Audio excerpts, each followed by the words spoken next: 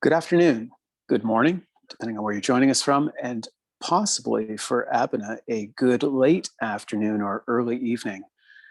Welcome to the Knowledge Mobilization Unit's Mobilize You Wellness webinar for today. My name is Michael Johnny, and along with Krista Jensen, we're delighted to be your hosts and really appreciate your time joining us today. Issues of equity, diversity, and inclusion in community campus engagement and knowledge mobilization have become increasingly important. Well, maybe I should more say increasingly high profile. They have always been important. And we're very privileged to have two young scholars and community leaders who have really kind of driven this narrative for a number of years. Sam and Abena, thank you for joining us. I first had the opportunity of meeting them in 2013 at a symposium in the Jane Finch community. So to be honest, it was one of the more memorable events I've had the pleasure of attending. They took a tremendous leadership role in really helping to shape and redefine the research relationship between the university and the Jane Finch community. And along with their co-organizers, I just give them a ton of credit for that. So for them to be able to join us and speak to us around this important topic, we're very grateful. A few housekeeping items. Given it's a webinar, it's going to restrict the interactiveness, but up our security. So for our participants, a bit of an apology for that. I do ask that you forward questions through the Q&A feature, which you'll find on the bottom. I will share them at the end after our speakers have had a chance to chat. This is also going to be recorded. It will be available on the Knowledge Mobilization website fairly soon, allowing you anytime access. Now, I would be remiss if I did not properly acknowledge the land in which we're joining us. I am in Burlington, Ontario right now. It is the current territory of the Mississaugas of the Credit Nation, traditional territories of the Anishinaabe Nation, Haudenosaunee Confederacy, and the Huron-Wendat, subject of the Dish with One Spoon Wampum Belt Covenant. As we enter into our second year, believe it or not, of the global pandemic, my relationship with the land has become increasingly important for me, and it's something I'm taking an active role in looking to kind of redefine around my wellness, but really kind of appreciate the history. And I invite you to do that as well. I know we have people joining us from all across the country. Sam is joining us from Toronto, Abena from Ghana. So thank you again for everybody, especially our speakers. I will pass it over to Sam and Abena. Thanks. Thanks, Michael. Thanks, Krista. Thank you both for inviting us to this conversation this afternoon. Hello, everyone. I am Abena Offeh-Gyimah. I am a resident of the Jane and Finch community. I've been living there for over 20 years. When my parents first migrated to Canada, that's where they settled, and that's where I've been. I am currently in Ghana doing some work on food and farming, but that's where I currently am right now. I've worked within the community. I've worked with the Black Creek Community Farm, Jane and Finch Center, and just last year with North York Community House, so working in other communities like Lawrence Heights, Neptune, etc. My interest really is around, community engagement, community development, but more so dismantling colonialism, white supremacies, and really looking at, how can you center equity. My interest is also around knowledge production, ethics, farming food, and a lot of things, and storytelling. So that's who I am. Sam? Hi, good afternoon. And yes, thank you to Michael, Johnny, and Krista for having us, for hosting us and mounting this important conversation. I too am a resident, grew up in Jane and Finch, a teacher. I work with Success Beyond Limits, which is an educational organization based out of Westview, one of the two high schools in Jane and Finch. I'm also on the board for Black Creek Community Farm, and a member of Jane Finch Action Against Poverty, and a whole host of other community groups. And really, this is one of my favorite topics to talk about, talking about our community and the work that we've done to make life, livable, to make it more just, and to celebrate us and our community. So really, really thankful to be here, and can't wait to engage with you all. So we'll go ahead and get started, Abena. All right, thanks. So yeah. I think you just went on mute, Abena. Sorry, thank you.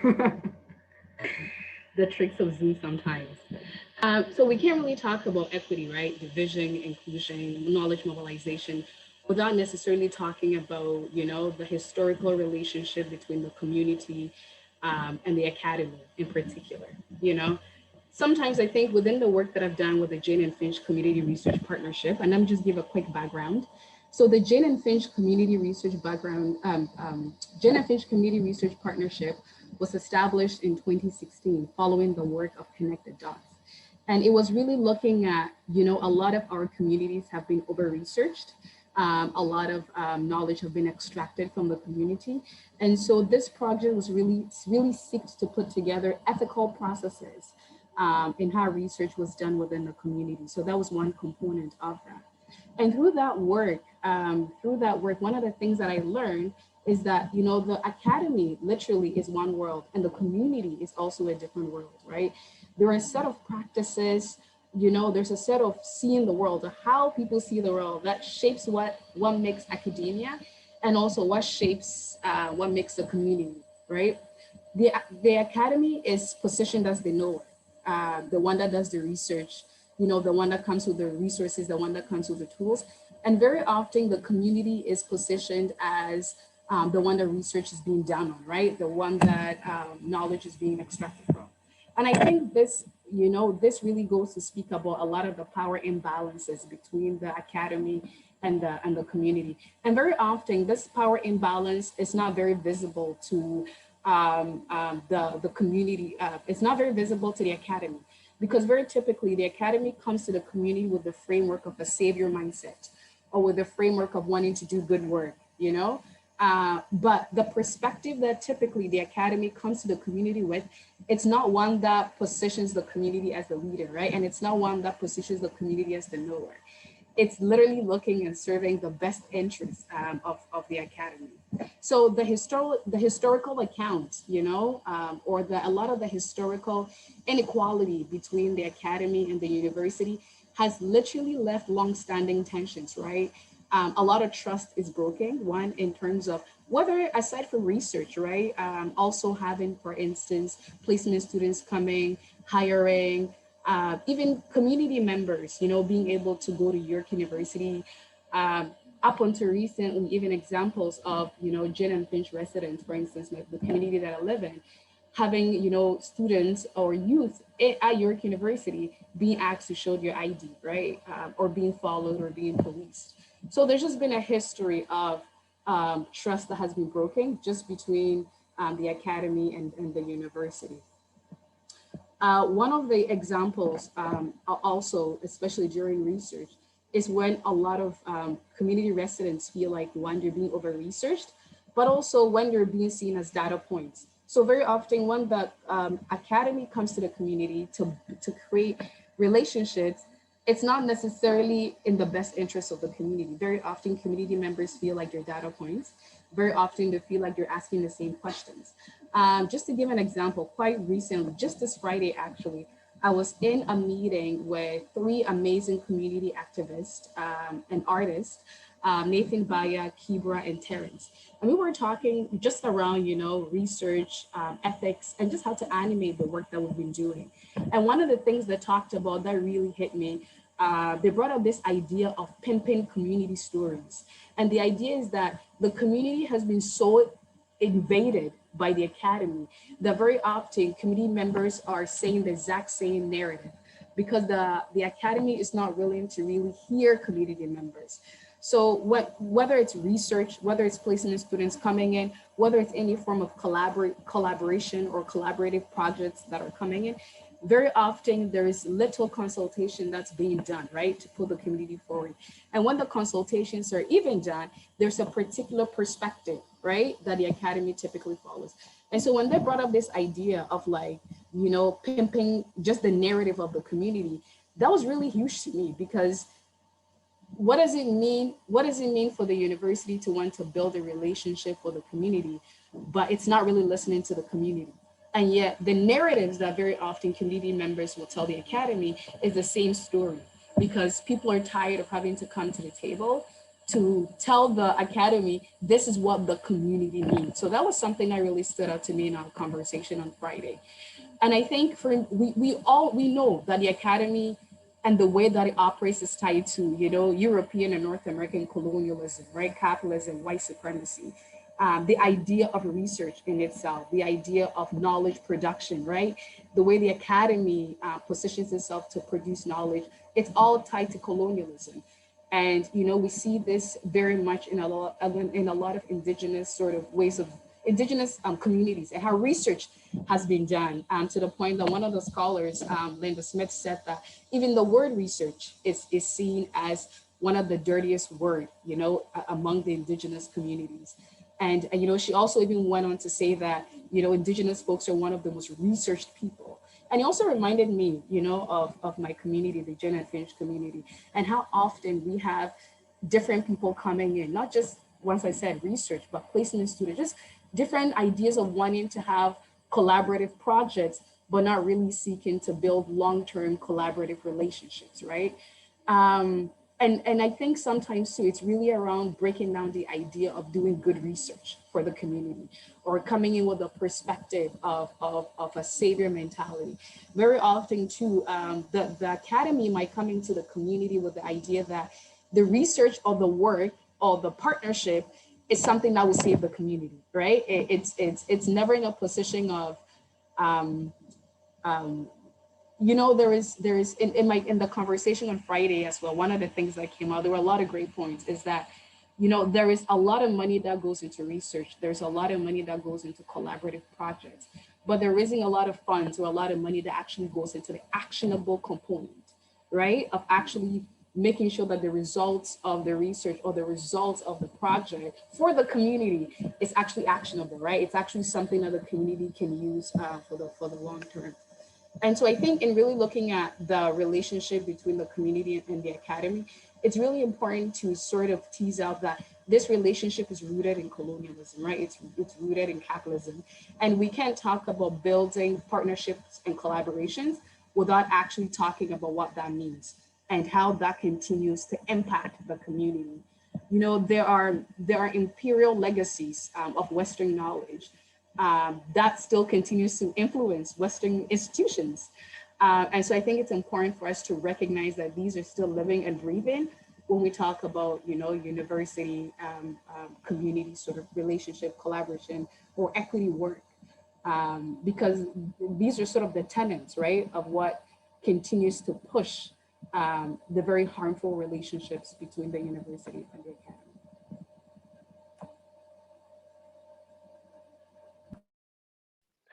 So I'll jump on here. I guess we'll go to the next slide, Abena.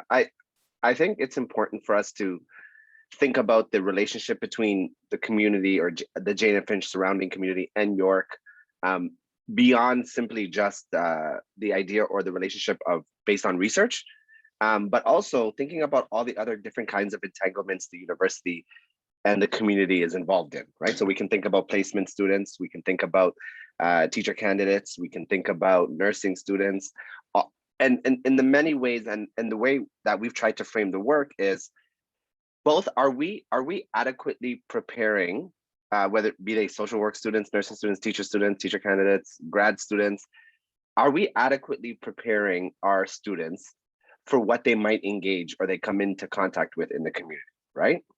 And I want us to think about that relationship in the kind of multidimensional way, because the idea or the work that we've always engaged in hasn't been about a complete divestment or disentanglement between the university and the community organizations, different kinds of resident tenant associations, because, or even also Osgood's relationship to the community. It's about how do we reframe and ground these practices and these relationships in more ethical ways, because as it currently stands, it's very much clear that the terms of engagement or the power is centralized in the university, right?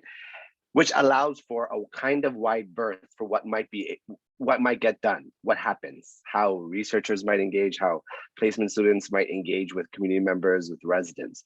So we've always considered or thought about the idea that it is not that we want the relationship in of itself to end or to be, done away with, but how do we leverage resources? How do we create more ethical, more just, more foundational relationships that are for the long haul, right? So that's how we're thinking about this work, I think, and in long term. Because in some ways, if we're talking about the history of a community that is marginalized, what I like to call like structurally neglected, disinvested from city, from province, from federally, right? We have housing towers that have not been really refurbished or, updated since the 60s or 70s, right?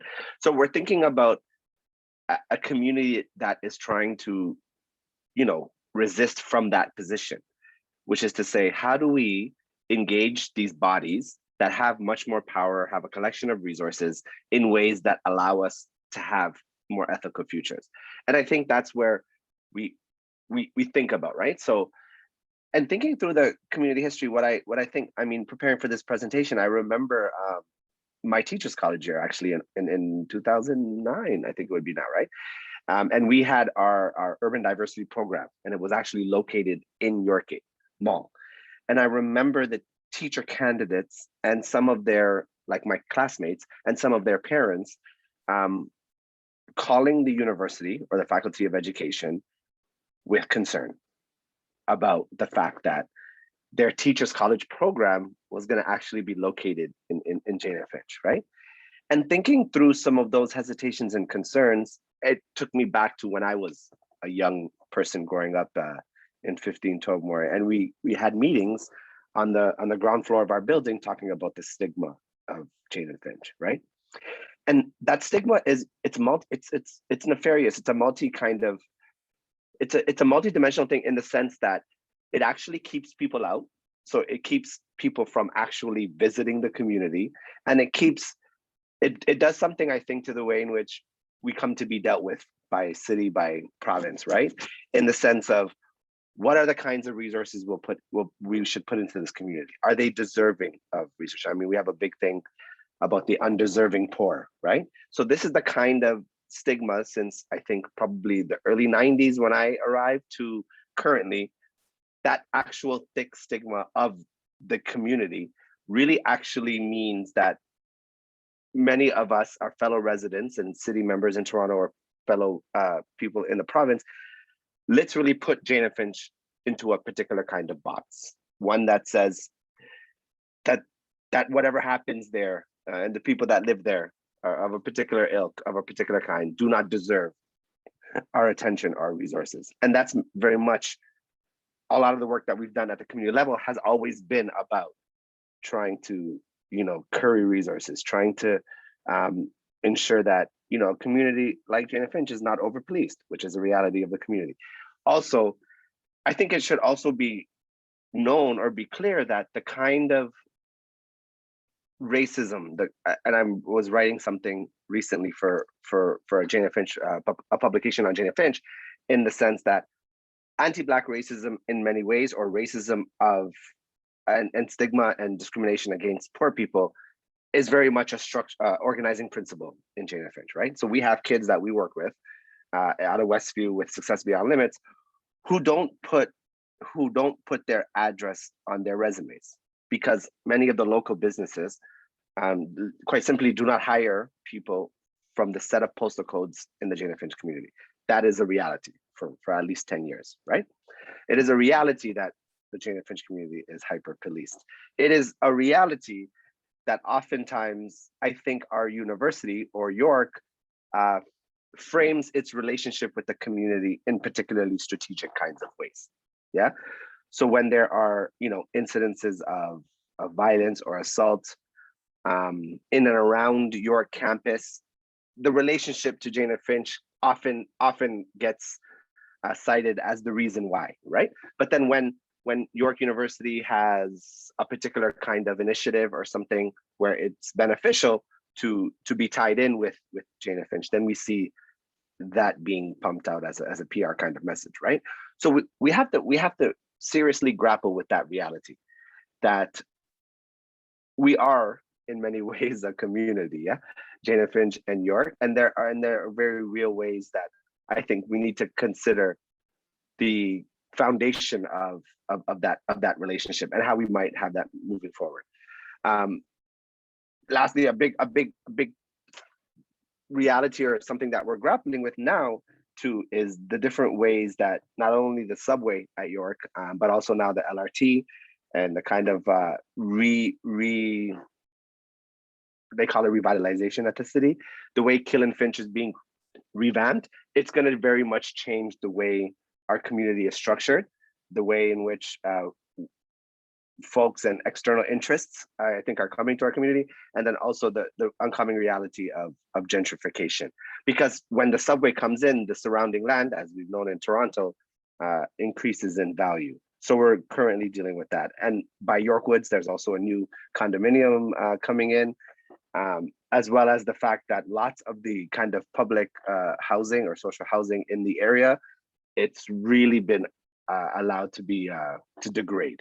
So these are the kinds of things that are currently things that we're currently grappling with and organizing against. And very often, so often, and this is something that I know Abena and I have been thinking about too, is that when we get to do these kinds of things, it's the urgency of the moment a lot of the times means that we have to say all of the things that we're grappling with and struggling with, but also too, we have joy and we dance and we have community events and we love upon each other and we do that too. So all that to say is that I think once we get back outside, I look very much forward to convening together at the farm or at Jane and Finch parking lot, Corner Commons, and just doing things together. So all of that to say is that we still find ways to show up for each other, even if things are difficult. And also just our last thing, this history or this reality, we can see it being played out in our current moment, right? In our current COVID moment,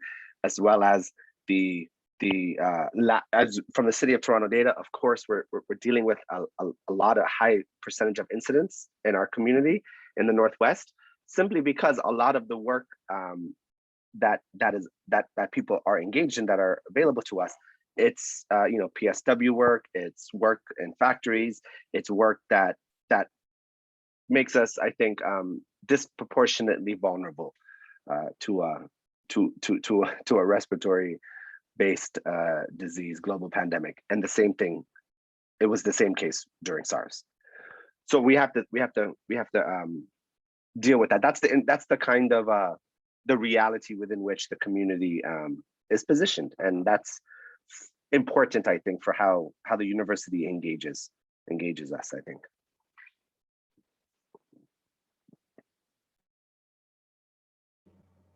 Thank you, Sam.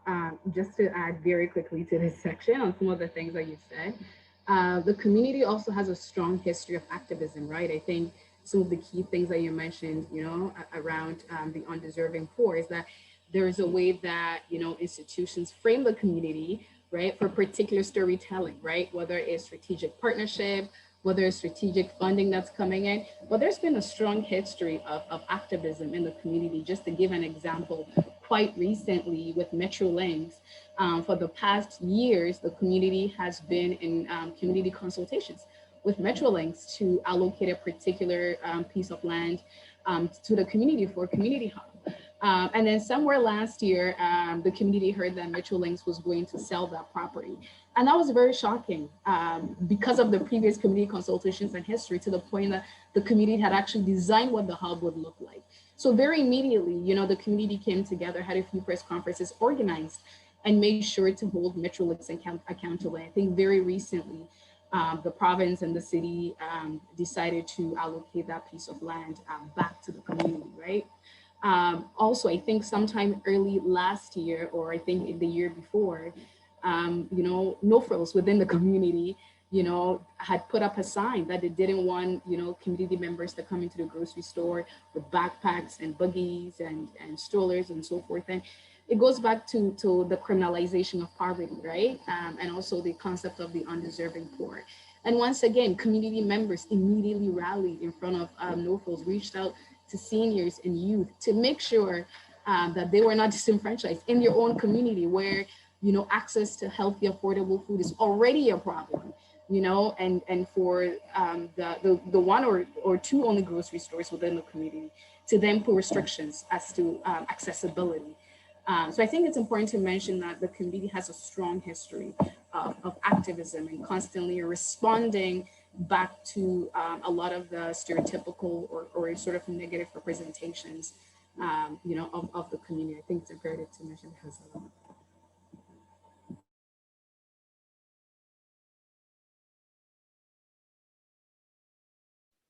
So we'll go over to the next slide. Abena. Right. So when I think, just to sort of pull back on some of the things that Sam said, you know, when I think about university community relationship, I think one of the big pieces is around power and privilege, you know, connecting back to colonialism and capitalism and just the legacies of imperialism. And some of the questions that I tend to ask myself in this work is just, you know, what are the claims of the university? What is its values? What is its practices? You know, what are the realities of the community? And how was that incorporated within the everyday sort of, you know, how is the university values, practices, the vision and mission statement the university has, you know, the work they want to do around community engagement, how does that fit into the reality of the community? And some of the things, just to pull back to some of the examples that Sam gave was, I think a few years ago, just around 4 or 5 years ago, a professor at York had asked me to give a tour of the community. It was really around accessibility and how community residents sort of access you know, resources, recreation activities, grocery stores, and just to kind of map out the walk from an apartment building to the grocery store. And it was very sad on that day. A lot of students did not come to the walk. And the professor was really embarrassed to say, you know, a lot of them heard they were coming to the community and they had known this for a while and decided not to come. Because they didn't feel comfortable in the community. And once again, it goes back, right, to a lot of the narrative, you know, that the university has told about the community. There are examples even around, you know, just orientation week, right, where, you know, new and incoming students are told not to cross the Shoreham Bridge. These are very real stories because it really shapes how, you know, not just the university, but the students coming in, the work that's being done, the collaborative projects, it already shapes, right? It already shapes how the community is seen, right? Before students even engage with the community. So I think for me, when I think about, you know, community university relationship, it has to go beyond, you know, how many people are we hiring from the community? That's an important component, but it has to go beyond hiring, right? It also has to go beyond, you know, how many youth are we giving scholarships to? These are important pieces, but it really has to go to addressing a lot of the root causes, you know? When I think about, you know, the context of the relationship, I wonder how invested really is the academy to the community? And what does it really mean, you know, for the community to be positioned as the knower, right? For the community to be positioned as leading the kind of work that comes into the community.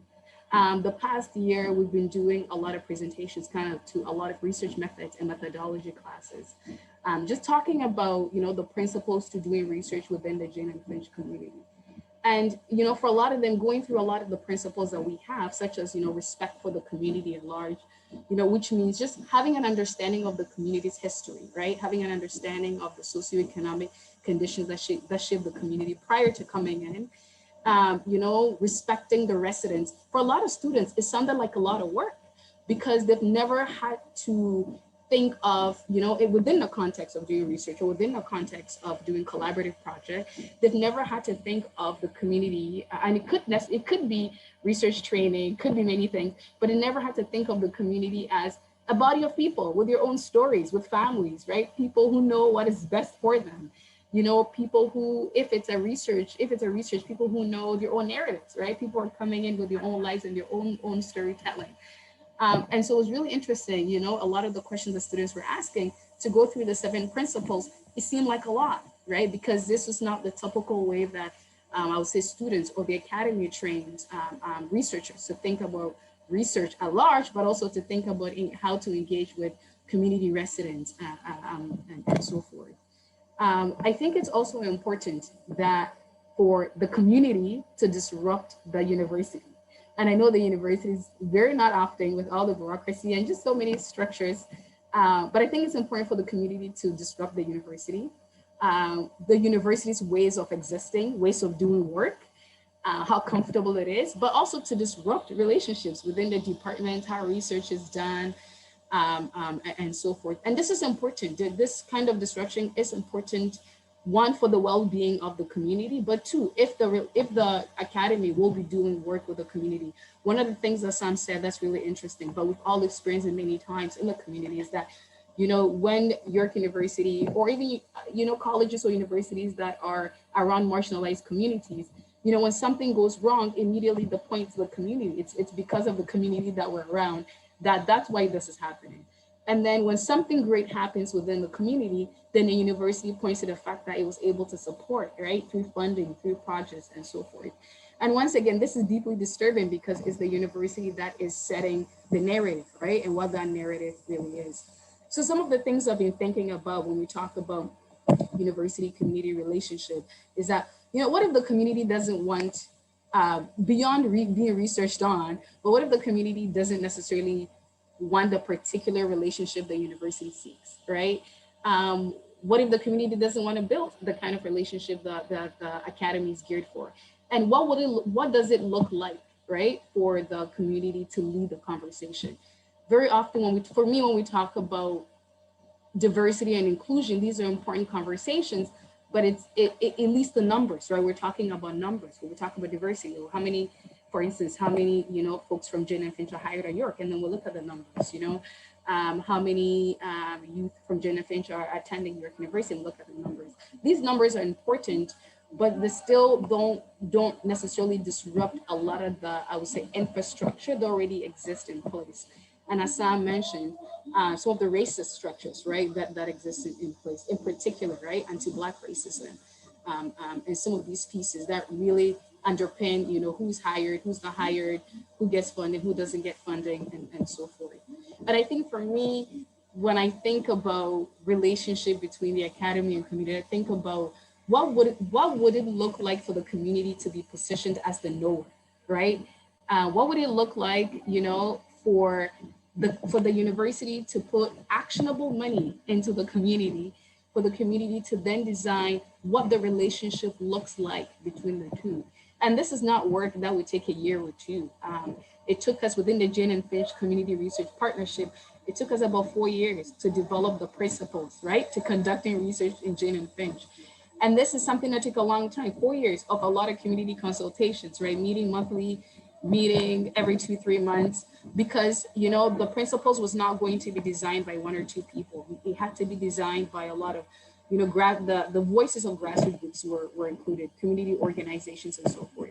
And so what does it look like, you know, for the community to be able to lead the conversation? But I think also, what does it look like for the university to check its power, right? And its privilege in terms of, you know, when we say we're doing community engagement, when the academy says it's doing community engagement, what does it look like to check power and privilege?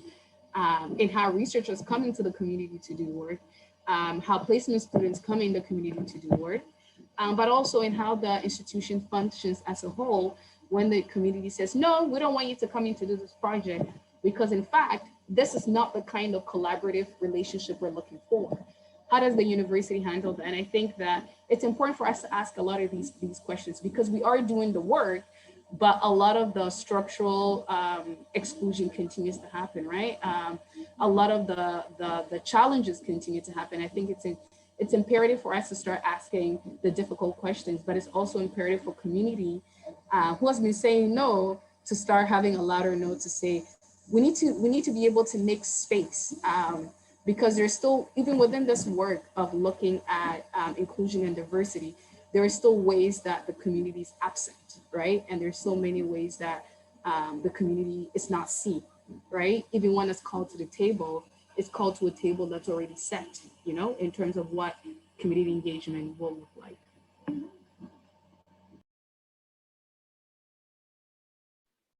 So Abena mentioned the Jane and Finch Community Research Partnership, which is a collection of both actual York University employees and colleagues, as well as researchers from the community and residents and a variety of community organization workers that was established in 2016.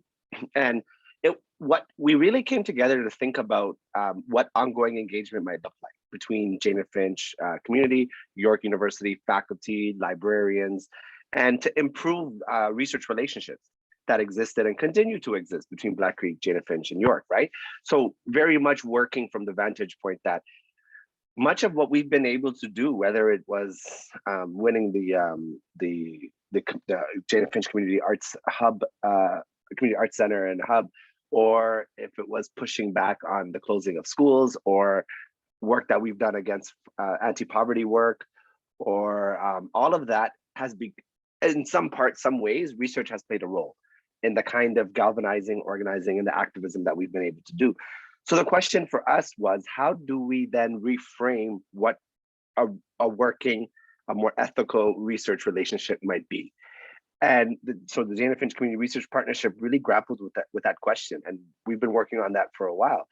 And our work was really focused on creating like a community-based procedure for reviewing and approving research in Jane and Finch, right? And very much with the reality that we understand that most university-based ethical processes are really designed, I mean, most often they're staffed by lawyers, to protect the liability of the university, yeah? Protect the liability of researchers. And we thought, what if we created a process that centered us, that centered the community? What might that look like? So we decided, we grappled with this question over many years, actually, and thought about, on the one hand, how do we reframe and reconstruct a kind of community-based ethics procedure? But also, how do we deal with the situation or the reality that there are probably many research projects of which we participated in and took part in that we didn't have access to in the York University Library, right? We've had, you know, community members over the years who have tried to go to York Library, and you can't, right? As a community member or as a resident. So we wanted to create a site or a set of collections whereby community members, community organizations could use the research that's done on the community to advocate for, you know, grants, for social programs, all of that. But we also needed to establish a set of principles and what our goals might be for thinking about how do we reframe what research with and alongside community might mean. And our specific goals, and I can put this in the chat, but to establish a community ethics review process centered around Jane and Finch Community Research Group, a community-based group being established to review, approve, support research proposals from those looking to conduct research in Jane and Finch, develop educational resources for researchers looking to conduct research in the community. And these include, we have a principles for conducting research in the Jane and Finch community online course with 8 informational modules for research team members, ranging from background on the history of Jane and Finch community to guidelines on authorship, accountability regarding community research participants. And then to establish the collection, a repository, an extensive open access database containing easily discoverable research about the community. And we want this collection to be freely available to community members and researchers worldwide via open access website, and it's currently being co-designed with community members, prioritizing their needs and perspectives.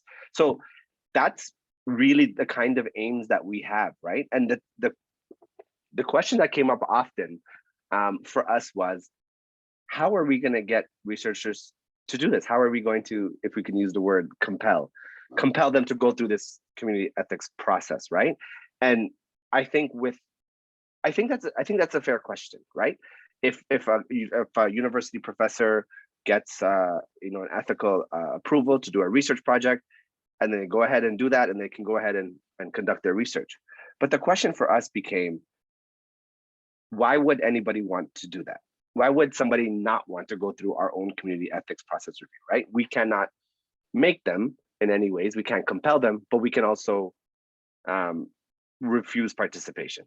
So those were some of the things that that we've been grappling with and thinking about, right?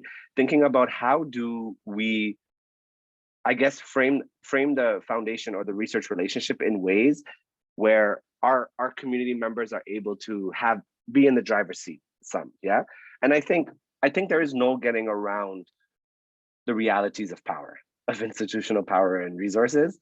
And I think we need to grapple that. But this is one way that we've thought to consider how we might empower both ourselves and our fellow residents and workers and community organizations and nonprofits, but also how do we put the university and its researchers on notice that there are some ways that we are establishing a set of practices and principles that we would like, and we would hope that they engage in when thinking about doing research with and alongside community.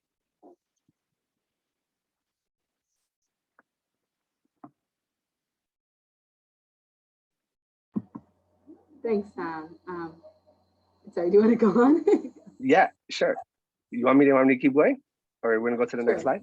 Okay. I wanted to add one more thing. One of the things we also added, so aside from the principles to conducting research in Jane and Finch, which I just shared in the chat box, we're also creating a set of modules, not just for researchers, but also for placement students, professors, anyone looking to do any kind of collaborative work within the Jane and Finch community and with the Jane and Finch community. Nonprofit organizations, grassroots groups, individuals, residents. We also have modules that we've been working on. And what the modules do is that they allow you to sort of have watch videos. It covers around 7 to 8 topics on the Jane and Finch community that will help sort of give you the background and context prior to coming into the community. So some of the sort of module topics are, what is the history of the Jane and Finch community? What is knowledge mobilization? So just to understand, if you're a researcher, a placement student, just how can you animate your work and your research? Stuff on activism and resistance within the community. So there's so many pieces on the modules. So once you go through sort of the principles for doing conducting research in Jane and Finch, we also highly encourage you to go through with the modules as well, because the modules will give you a better grasp and a better context prior to coming and doing research in the community. Yeah, and I think some of the aims are with these processes, and these are onerous. It's difficult. It's long work, over a decade of work, but the main aim or the thrust behind a lot of this is to just protect community members, right, from potential harms in academic research, facilitate accountability, focus on research that's respectful, just, and I think it needs to be said that that's not always been the case. that this is in response to a set of research violences that are both current, ongoing, contemporary, and historical. So that I think we should not lose sight of that, right? Because I think and that's at the level of research is one, but also Abena speaking to the modules, that we hope that instructors or professors would give their students before they send them off to placements in the community, right? Because so many times we've seen how students are not being best served by being ill prepared to enter into community organizations and schools as placement students for a kind of learning, for a kind of immersive learning, community engaged learning, and they're not prepared. They don't know what they might encounter, and I think that's also a failure of our faculty. And I teach in a university too, so I think about, and I think this is an ongoing question, is how we, again, I don't think community members, organizations, and nonprofits don't want highly well-educated university students to come and support the work that they do, of course. But how do we prepare them better for what they might see, the kinds of things they might encounter if you're doing a placement at Jane and Finch Family Center, or you're working with SBL, or if you're at Peach, or if you're at the farm? I think about that a lot, and I think part of these set of modules, we hope, prepares them better, I think would be something that we think about. Yeah. And then also we hope through the Jane and Finch Community Research Partnership and the modules and some of the worksheets that we've attached is how might the community benefit from the research that's being conducted? Because if the answer to that question then is only the researcher's CV, I think we must sit with that question. Yeah. So I think some of those things are the kinds of things we hope this will elicit or this will evoke this kind of Jane and Finch Community Research Partnership. And again, we should be clear that this arrangement between a university institution with lots of resources alongside or in close proximity to a marginalized community, let's say, or as the city might call them, neighborhood improvement areas. We used to call them priority communities. This is not unique to York and Jane and Finch. This happens in many municipalities across the US, in the UK. So this is a larger question, I think, and something that's not simply unique to our community and our arrangement. But I think we've taken long strides in helping us, I think, helping a collaborative way of moving forward that lends itself more towards, a more ethical practice, one geared towards social justice, one that encourages, I think, collaboration and partnership too. So I think those are some of the aims that we've had or that we continue to hope to have with the Jane and Finch Community Research Partnership. Thanks, Sam. I think just to add on, I know the time is running a bit. Just to close off, I know that when we have this conversation, there are always questions around what does next steps look like, right? What is best practices around this kind of work? What are the possibilities? And I think just to mention a few, just respectful relationship, right? One for the community and one for the individuals in the community, right? That these are also people with stories and families and histories. And that, research or even just collaborative work is never done without any sort of power, right? And that anyone's ability to enter into someone's community means that that individual carries a whole set of invisible privileges that very often they don't really see. So I think really respectfully looking around for the community at large, but also for the individual. And I think the second piece for me is that when we talk about collaborative, partnership and work, it's not just in terms of funding or in terms of hiring full-time, like those are really important pieces. But I think it's really looking at establishing a long-term relationship with the community, right?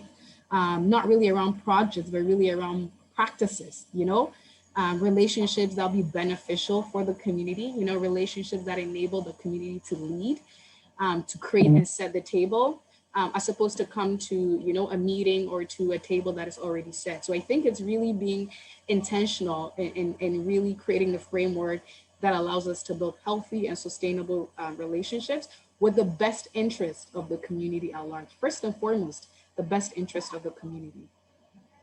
I think just to add one quick thing, if I can, Michael, Johnny, really quickly, is these sets of conversations were hard. Like, they were difficult conversations with our friends and colleagues across the university and community, right? But we also kept showing up. I think that's not lost on us, right? Because many times we've had to take the university to task or the city or the province. And sometimes what happens is folks just say, okay, well, then I'm out. That's it. Okay, I'm done. Sorry, I don't want to cause any more harm. That's also a function of power. Yeah, to pull yourself away, to pull the resources. I think it's harder to keep coming to the table and to work through stuff across community, across university. And I know, I think I saw Lorna's here. The CEC has always been there too for those hard, difficult conversations. And you realize, you notice that, right? When people representing large institutions are taken to task at a community, meeting or not, and then they just don't come back. And that is, we must take as an expression of power. And I think this work has been just people showing up constantly, even as it's hard, and telling the truth. And I think that's something too. So that's it. Well, thank you both very much. I'm just going to put it out there. It's Monday, 1 o'clock. I don't think I'm going to have a more energizing hour in my entire week. So for anybody I'm meeting with, I'm really sorry. I'm just being pretty honest.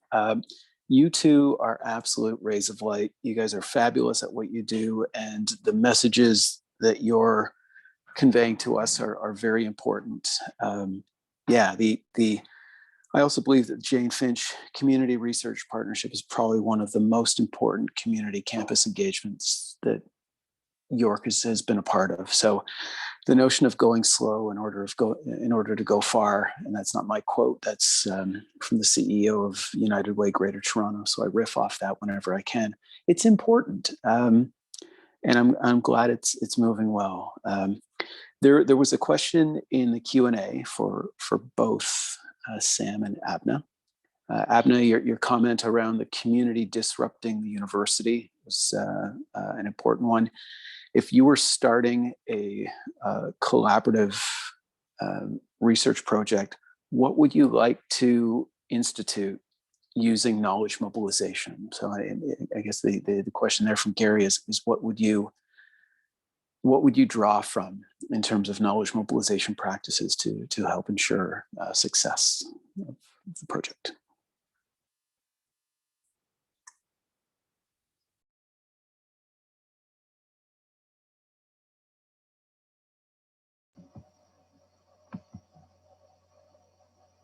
Want to go first, Abena? I'm still thinking through the question. So Yeah, I mean, I know it's a great question. I think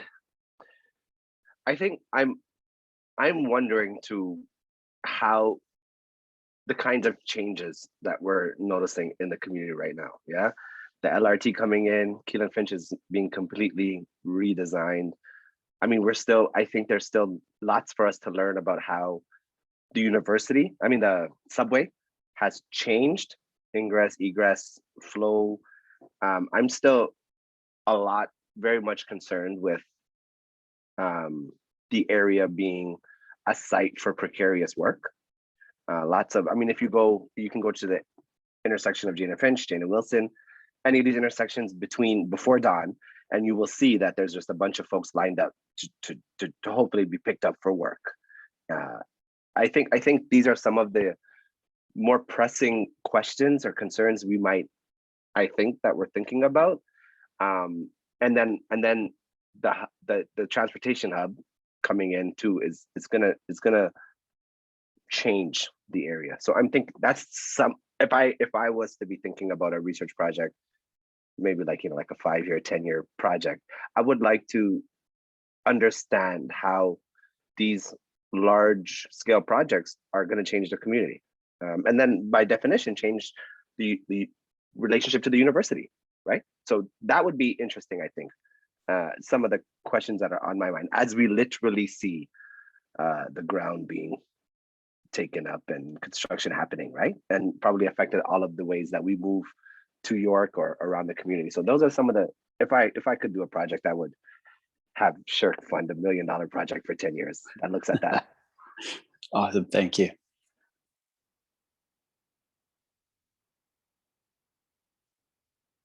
Abena, any thoughts or responses to that?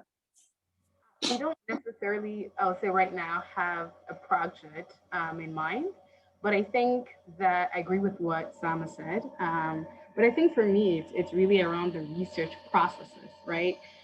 The work that we do around the Jane and Finch Community Research Partnership, we're not necessarily conducting research or producing any kind of research.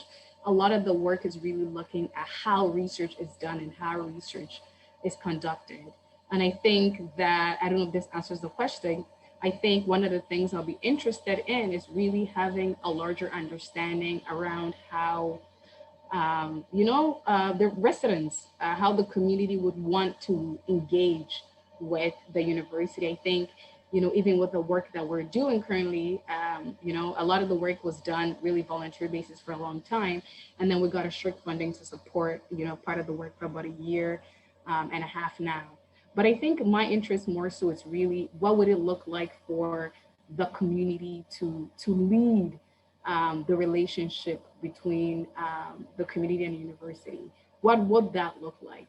and maybe, I don't know if it's a project or so, but really around research processes. I think that's what I'll be interested in seeing for, maybe large amounts of actionable money, really taking its time for the community to define what that relationship could potentially look like for the community. Thank you very much. We just had a comment come in. I think Gary was probably just acknowledging your response. All right, so probably a final question. You guys have been around for a while and doing some really important work. I remember Connect the Dots in 2013, and I remember the start of the Jane Finch Community Research Partnership. Are you more or less optimistic now than you were then around some of the progress? And a second part to that question is, what ongoing opportunities do you see for knowledge mobilization, not the unit or people, but more the process to help enable the vision of what you're looking to accomplish there?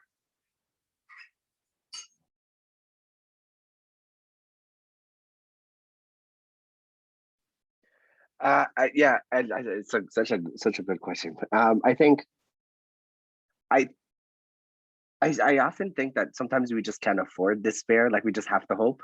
We have to hope to keep doing the work. Probably what sustained us. I think that's so. Yes, hopeful. Yes. I mean, we've come a long way. There's a lot of work being done. This has taken many iterations, and just to watch how far we've been able to, like, how much headway has been made. I think that's great. So there's reasoning for hope always, I think. And then I often say that I'm not too interested in research for research sake, but research that moves us, that moves the needle on social justice, on garnering, being able to collect resources for community. So I'm always thinking about how do we write research, how do we produce research that means they can no longer ignore us. Yeah, because neglect is a real thing, I think, for marginalized communities. So I don't know how else. We just do it, just keep doing it, trying different ways. And also that we've seen so much support, like galvanizing support. If we're talking about the Art Center and the Community Hub, we were able to, get the sitting Ontario government, a premier and a minister of transportation, to make that commitment. And we did that because of a lot of support from the work that we did locally, but also support from people all over the place, right? So I think about that as a set of wins that we have to tell ourselves to keep going so that we can keep doing this work. So I think that's what comes to mind. Thanks, Sam. I think the first part to your question is, I'm hopeful, but it's people showing up to the table, right? The same people that showed up to the table in 2013 are the same people that are at the table, right? With the exception of people who probably moved away from the community. But all the folks who were at the table from 2016, the York University researchers, professors, community organizations, and grassroots groups are the same people that are still at the table in 2021. So is that consistent commitment, to maybe having the same conversation for 1 year until there's a clear understanding around what it means to do the work. And I think that, with capitalism, we just want to get to the result of the work. But I think that when you're engaging with community, the impact around what does it mean for us to do this work? Who does it impact? Who does it benefit? And the work typically takes a long time because these are the kinds of questions that we're negotiating as we're going along. So I'm very hopeful. And I think that, the second piece to your question around knowledge mobilization is really pay the people who research will impact, right? To bring it into life. That's just the reality. Just pay community members and they'll bring the research to life. Very often, the research is done and we don't have money anymore. But the reality is, just do that. I think that's what it is. It's just the reality is that it's pay the community, to bring the research to life. Thank you very much. Thanks, Abena. Thank you, Sam. And thank you for your time today. We are at the top of the hour and I want to respect everybody's calendar. We will say farewell. Given the fact that we're into the second year of the pandemic, I wish everybody good health take good care of each other, take good care of yourselves. We're definitely looking forward to when we can reconvene and continuing these important conversations. But for all of you today, especially our presenters, thank you so much. Take care, everybody. Thank you, everyone. Bye. Take care, everyone. Thanks for having us.